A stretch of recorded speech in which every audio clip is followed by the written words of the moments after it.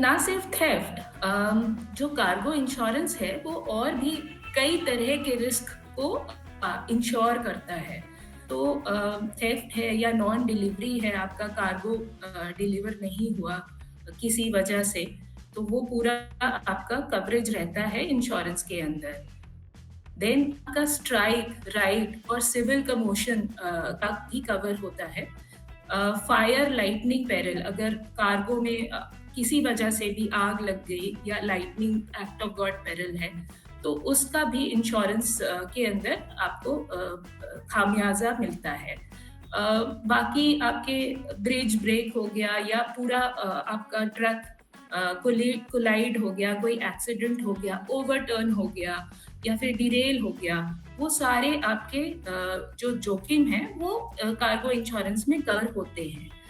ये तो named perils हैं, उसके अलावा भी बहुत सारे पेरिल्स हैं, जैसे कि रेन वाटर डैमेज है, कार्गो भीग जाता है बारिश के पानी से, वो सब भी आपका कार्गो इंश्योरेंस के अंदर आप कवर ले सकते हैं।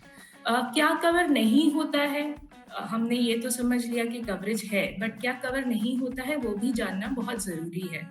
तो किसी तरह का विलफुल मिसकंडक्ट अगर है, किसी एम्प्लॉय इन्वॉल्व है जिसमें, तो उसमें इंश्योरेंस कंपनी थोड़ा-सा क्लेम में आपको रिस्क कर सकती है। या फिर ऑर्डिनरी लीकेज है, कुछ कार्गो इस तरह के होते हैं जिसमें ऑर्डिनरीली थोड़ा बहुत लीकेज एक्सेप्टेबल होता है, तो वो इंश्योरेंस के अंदर पे नहीं होगा। देन एक बहुत ही इम्पोर्टेंट एक्सक्लूजन होता है इनसफिशिएंट पैकिंग का।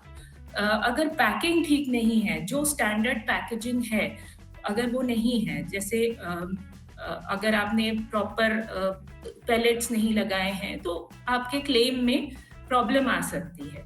या फिर अगर कुछ भी एक्सीडेंट नहीं हुआ है कुछ और सिर्फ डिले हुआ है कार्गो को, तो वो भी एक इंश्योरेबल लॉस नहीं है।